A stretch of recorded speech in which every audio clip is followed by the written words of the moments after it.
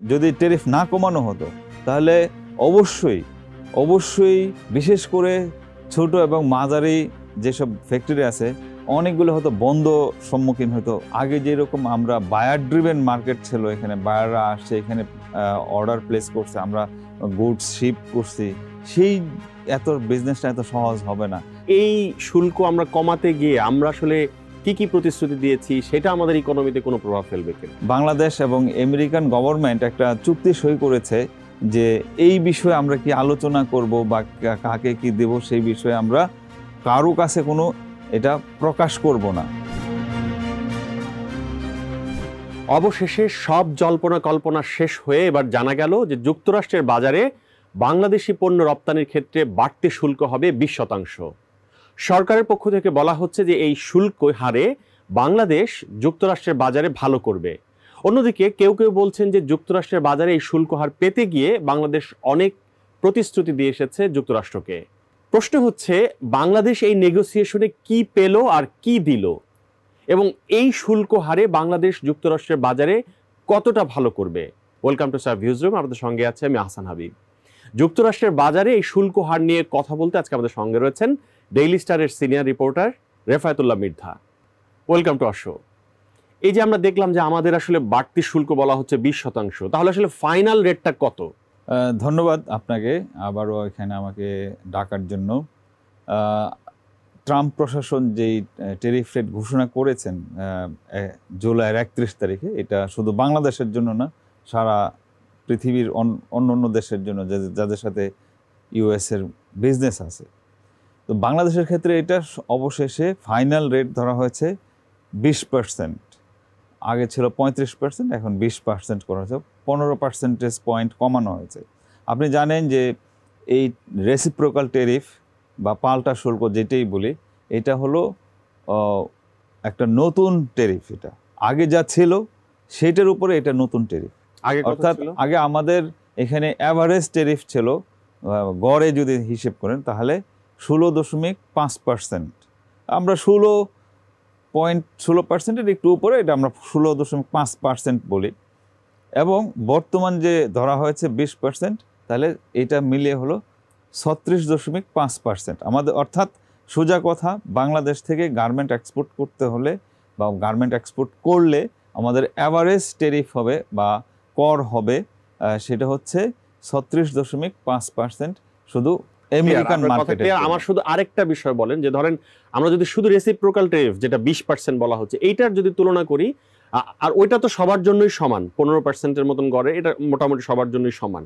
এই 20%-এর তুলনা যদি করি অন্য দেশগুলোর সাথে, সেটা যদি একটু বলেন অন্য দেশগুলোতে কত, আমাদের এখানে। হ্যাঁ, অন্য দেশ বলতে আমি এইভাবে বিষয়টা বলতে যাচ্ছি যে অনেক দেশের উপরে তো ট্যারিফ নির্ধারণ করা হয়েছে ট্রাম্প প্রশাসন থেকে। আমেরিকান মার্কেটে আমরা যে জিনিসটা এক্সপোর্ট করি সেটা 90%ই হচ্ছে গার্মেন্ট।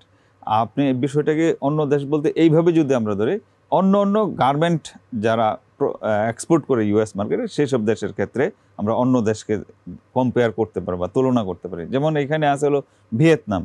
ভিয়েতনাম হচ্ছে দ্বিতীয় বৃহত্তম garment exporter to the American market. তো সেইখানে তাদের উপরে 20% ধরা হয়েছে। আবার এখানে একটা শর্ত দেওয়া হয়েছে, যদি কোনো গার্মেন্ট প্রোডাক্ট ভিয়েতনামকে ইউজ করে, অর্থাৎ ট্রান্সশিপমেন্ট বা ওই রাস্তা ইউজ করে ইউএস মার্কেটে পাঠানো হয়, তাহলে সেটা 40% হবে, যেটা কিনা বাংলাদেশের জন্য একটা বড় ধরনের একটা সুবিধাজনক অবস্থা তৈরি করে দিতে পারে। আরেকটা দেশ হচ্ছে ইন্ডিয়া। ইন্ডিয়ার উপরে অলরেডি 25% ট্যারিফ ধরা হয়েছে, আগে যা ছিল তার উপরে 25%।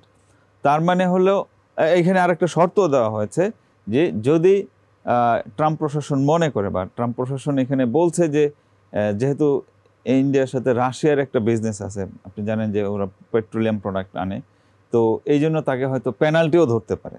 সেটা এখনও কত হবে সেটা বলে নাই। তো এটাও একটা বাংলাদেশের জন্য সুবিধাজনক অবস্থা তৈরি করতেছে। আরেকটা হচ্ছে শ্রীলঙ্কার উপরে 20% ধরা হয়েছে। শ্রীলঙ্কার এত ক্যাপাসিটি নাই বাংলাদেশে যা ক্যাপাসিটি আছে, সো 20% ধরলেও আমাদের তেমন কোনো ক্ষতি নেই। মায়ানমার আছে, মায়ানমারের উপরে 40% ধরা হয়েছে। তো 40% অনেক হাই, সেটা মায়ানমারে তো হয়তো কম্পিট করতে পারবে না। আরেকটা থাকে হলো পাকিস্তান। পাকিস্তানের উপরে 19% ধরা হয়েছে। সেইখানে 19% হলেও পাকিস্তানে ক্যাপাসিটি এত নাই যে তার মানে প্রতিযোগিতা যে দেশগুলো রয়েছে সেই তুলনায় বাংলাদেশ মোটামুটি ভালো অবস্থানে আছে। আর ব্যবসাটা আগামীতে কেমন হবে আপনার কাছে কি মনে হয়? ব্যবসাটা অবশ্যই বাংলাদেশের ভালো হওয়া উচিত এবং হবেও। ব্যবসা বলতে আমি সব ব্যবসা মিন করছি না, গার্মেন্ট ব্যবসাটা পার্টিকুলারলি আমেরিকান মার্কেটে, যেটা আমাদের একটা শঙ্কা ছিল, একটা ভয় ছিল যে আমরা ইউএস মার্কেটকে হারাতে যাচ্ছি। আপনি জানেন যে ইউএস মার্কেট হচ্ছে বাংলাদেশের জন্য সর্ববৃহত্তম রপ্তানি করার দেশ আর কি। আমরা ওইখানে সব থেকে বেশি রপ্তানি করে থাকি। সেইখানে আমাদের একটা শঙ্কা ছিল যে আমরা তো মার্কেট হারাবো। যখন 35% ছিল, তো 35% যদি রেসিপ্রোকাল ট্যারিফ হয় তাহলে এখানে আগে আসে 16.5%, এটা প্রায় গিয়া 52-53% মতো পড়ে যায়। তো এত হাই ট্যারিফ দিয়ে হয়তো বাংলাদেশ বিজনেস করতে পারতো না। যেহেতু এখন ডিউটি অনেক কমানো হয়েছে, সো এখানে ডেফিনেটলি বাংলাদেশের বিজনেসটা ভবিষ্যতে খুব ভালো হবে। তবে এখানে একটা কথা আছে, সেটা হচ্ছে যে আমাদের দেশে যতই সুযোগ সুবিধা দেওয়া হোক, শুধু ট্যারিফ দিয়েই তো আসলে ব্যবসা হয় না। ট্যারিফ একটা বড় মানদণ্ড ব্যবসা ভালো করার, কিন্তু অনেকগুলো ক্রাইটেরিয়ার উপরে ব্যবসা নির্ভর করে। সেখানে আমাদের বিজনেস এনভায়রনমেন্ট, ইনভেস্টমেন্ট ক্লাইমেট, তারপরে হচ্ছে পর্যাপ্ত পরিমাণে আমার গ্যাসের সুযোগ সুবিধা আছে কিনা, মানে এনার্জি সাপ্লাই আছে কিনা, আমার পোর্ট ভালো ফাংশনিং করতেছে কিনা, তারপরে হচ্ছে যে আমার যে সাপ্লাই চেইন ম্যানেজমেন্ট, সেইখানে আমার যে ফেব্রিক্স, র মেটেরিয়ালস, তারপরে হচ্ছে ট্রান্সপোর্টেশন, লজিস্টিক্স, এগুলি সব ভালো ফাংশন করতেছে কিনা, সেইগুলির উপরে কিন্তু নির্ভর করে। এখানে আরেকটা বিষয় অবশ্যই মনে রাখা উচিত যে আগে যেরকম আমরা বায়ার ড্রিভেন মার্কেট ছিল, এখানে বায়াররা আসছে, এখানে অর্ডার প্লেস করছে, আমরা গুডস শিপ করছি, সেই বিজনেসটা এত সহজ হবে না। কারণ এখন কম্পিটিশান ডেফিনেটলি অনেক বেশি হবে। সবাই তো চাবে যে তার মার্কেটটা ধরে রাখার জন্য। আর একটা হচ্ছে যে চায়না হচ্ছে এখন গ্লোবালি হলো সব থেকে বেশি মার্কেট, তাদের মার্কেট শেয়ার প্রায় 30%-এর মতো Chinese market share globally apparel সেগমেন্টে। চায়নার উপরে 145% হচ্ছে অলরেডি ট্যারিফ আছে, এটা নেগোসিয়েশন করে এখন হয়তো গার্মেন্টের উপরে আমরা ধরে বলা হচ্ছে যে 55%-এর মতো হতে পারে, তাও তো বাংলাদেশ থেকে অনেক উপরে। সো চাইনিজ অনেক অর্ডার এখানে আসার সম্ভাবনা আছে বলতে আসবে, বাট এইটাকে আমরা কতটুকু নিতে পারবো সেইটা নির্ভর করতেছে হলো আমাদের ক্যাপাসিটি কতটুকু গ্রো করলাম। এখানে আরেকটা দেশ আছে হলো ইন্দোনেশিয়া কিন্তু সাম্প্রতিককালে আপনার গার্মেন্ট বিজনেসে বিশেষ করে ইউএস মার্কেটে অনেক ভালো করতেছে। ইন্দোনেশিয়ার উপরে 19% ধরা হয়েছে। সো এইখান থেকে একটা কম্পিটিশান আসতে পারে। সো এইটা কিন্তু আমাদের মনে রাখা দরকার। ইন্দোনেশিয়া ভালো করতেছে ইদানিং এই গার্মেন্ট বিশেষ করে ইউএস মার্কেটে। আরেকটা সুবিধা আমি বলি এখানে, সেইটা যারা গার্মেন্ট বিজনেস করে এবং যারা ট্রেড নিয়ে অ্যানালিসিস করে, এটা হচ্ছে বাংলাদেশে আমরা যত গার্মেন্ট এক্সপোর্ট করি আমেরিকান মার্কেটে, এর 80%ই হচ্ছে 5টা প্রোডাক্ট। একটা হচ্ছে ফর্মাল শার্ট, যে ওভেন শার্ট যেটা, তারপর হচ্ছে নিটের যে পোলো শার্ট, তারপর সোয়েটার, আন্ডারওয়্যার এবং হচ্ছে ট্রাউজার। এটা হলো 80%। এবং এই 5টা প্রোডাক্টের ক্ষেত্রে অন্য দেশগুলো এত কম্পিটিটিভ না। বাংলাদেশ কিন্তু অলরেডি ট্রাউজার এবং ডেনিমে চায়নাকেও বিট করেছে ইউএস মার্কেটে। সো এইসব প্রোডাক্টের ট্যারিফ সাধারণত মানে অন্য প্রোডাক্টের তুলনায় কম, যেটা কিনা আমাদের একটা বড় সুবিধা হিসেবে কাজ করবে। যেমন আপনি যদি এক্সিস্টিং ট্যারিফের কথা বলেন, যেটা আগে 16%-এর কথা বলা হয়েছে আগের ট্যারিফ, হ্যাঁ, তো এটা হলো কটন বেসড আমরা যেসব প্রোডাক্ট এক্সপোর্ট করি সেটার অ্যাভারেজ ট্যারিফ হচ্ছে 16.5%।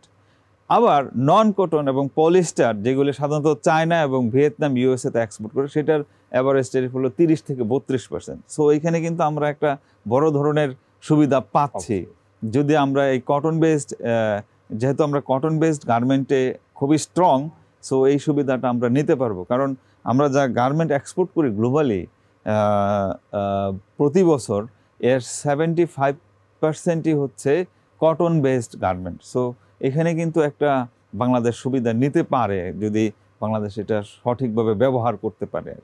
তার মানে আপনার কথা স্পষ্ট যে রেসিপ্রোকাল ট্যারিফের ক্ষেত্রে বাংলাদেশ প্রতিযোগী দেশগুলোর তুলনায় ভালো একটা রেট, ভালো অবস্থানে আছে। এখন প্রশ্ন যে এই শুল্ক আমরা কমাতে গিয়ে আমরা আসলে কি কি প্রতিশ্রুতি দিয়েছি, সেটা আমাদের ইকোনমিতে কোনো প্রভাব ফেলবে কিনা? এইটা একটা বড় কোশ্চেন এখন সারা দেশেও এবং সারা পৃথিবীতেও, যে নেগোসিয়েশনে আসলে কি হয়েছে। সেখানে বাংলাদেশের ক্ষেত্রে যেটা হয়েছে যে একটা নন ডিসক্লোজার এগ্রিমেন্ট, অর্থাৎ বাংলাদেশ এবং আমেরিকান গভর্নমেন্ট একটা চুক্তি সই করেছে যে এই বিষয়ে আমরা কি আলোচনা করব বা কাকে কি দেব সেই বিষয়ে আমরা কারো কাছে কোনো এটা প্রকাশ করব না আনটিল ফার্দার নোটিস, অর্থাৎ পরবর্তীতে তারা হয়তো এগ্রি করতেও পারে এটা প্রকাশ করার। এই পর্যন্ত যেটা জানা গিয়েছে সেটা হচ্ছে যে বাংলাদেশ কতগুলো সুযোগ সুবিধা দিয়েছে। একটা হচ্ছে অনেকগুলো আমেরিকান প্রোডাক্টের ডিউটি ফ্রি ফ্যাসিলিটি দিয়েছে, তারপরে হচ্ছে কতগুলো বেশি বেশি জিনিস আমদানি করার প্রতিশ্রুতি দিয়েছে। যেমন এখানে 25টা বোয়িং কোম্পানির, যে বোয়িং কোম্পানির 25টা বিমান এখানে কেনা হবে এরকম প্রতিশ্রুতি দেওয়া হয়েছে। 3.5 মিলিয়ন টন গম কেনা হবে আগামী 5 বছরে। তারপরে হচ্ছে এলএনজি ইম্পোর্ট করা হবে বেশি বেশি। এগুলো কি আসলে আমাদের প্রয়োজন ছিল নাকি আমরা আসলে শুধুমাত্র ট্যারিফ কমানোর জন্য আমরা এগুলো করতে যাচ্ছি? না, এটা এখানে একটু স্ট্র্যাটেজিক হয়েছে সরকার ট্যারিফ কমানোর জন্য। এই প্রত্যেকটা বিষয়গুলো কিন্তু আমরা আমদানি করি অন্য দেশ থেকে। এখন আমাকে তো ফর এক্সাম্পল বিমান তো কিনতেই হবে টুডে অর টুমোরো। এখন এটা যদি, যেমন এই ক্ষেত্রে ভিয়েতনামও কম স্ট্র্যাটেজিক হয়েছে। ভিয়েতনাম 100 বিমান বোয়িং বিমান কেনার অর্ডার দিয়েছে। তারপরে হচ্ছে ইন্দোনেশিয়াও 50টা অর্ডার দিয়েছে। এখন ধরেন যে বোয়িংয়ের ক্যাপাসিটি কত আছে, গত বছর 2024-এ তারা মাত্র 14টা বোয়িং বিমান সাপ্লাই দিয়ে অর্ডার ডেলিভারি দিতে পারছে, মানে ওয়ার্ল্ড ওয়াইড। সো বাংলাদেশ হয়তো সিরিয়াল পাইতে পাইতে 2040-এর দিকে চলে যাবে ওই এই বোয়িং এর বিমান। তখন আরো তো অনেক সময় লাগবে এগুলি আনার জন্য। সো এইগুলি কিন্তু ভালো, মানে এটা তো আমাকে কিনতে, গম ফর এক্সাম্পল গম তো আমরা রাশিয়া থেকে ইম্পোর্ট করি। সো আমরা যদি এইখান থেকে ইম্পোর্ট করি তাহলে এটা তো আমার জন্য, মানে ট্রাম্প প্রশাসন যেহেতু চাচ্ছে যে ট্রেড গ্যাপটা কমানোর জন্য, বর্তমানে ট্রেড গ্যাপ আছে $6 বিলিয়ন, অর্থাৎ আমরা এক্সপোর্ট করে হলো $8 বিলিয়ন উপরে, আর তারা এক্সপোর্ট করে হলো বাংলাদেশে $2 বিলিয়ন উপরে। সো 6 বিলিয়নের গ্যাপ কমানোর জন্য সে চাচ্ছে। আরেকটা হচ্ছে যে আমরা ইউএস সয়াবিন আনার জন্য চেষ্টা করতেছি, ইউএস কটন ইম্পোর্ট করার, বেশি বেশি কটন ইম্পোর্ট করার চেষ্টা করতেছি, সো দ্যাট এই ট্রেড গ্যাপটা কমে। এইটাই হলো এই রেসিপ্রোকাল ট্যারিফের মূল উদ্দেশ্য। সো যেহেতু বাংলাদেশে এইগুলি অফার দিয়েছে, সেহেতু ট্রাম্প প্রশাসন বলল যে না ঠিক আছে, ট্যারিফ কমানো যাইতে পারে। তো আমাদের ব্যবসায়ীরা এখন কি বলছে? ব্যবসায়ীরা কি খুশি এই ট্যারিফে? ব্যবসায়ীরা খুবই খুশি, বিশেষ করে গার্মেন্ট ব্যবসায়ীরা।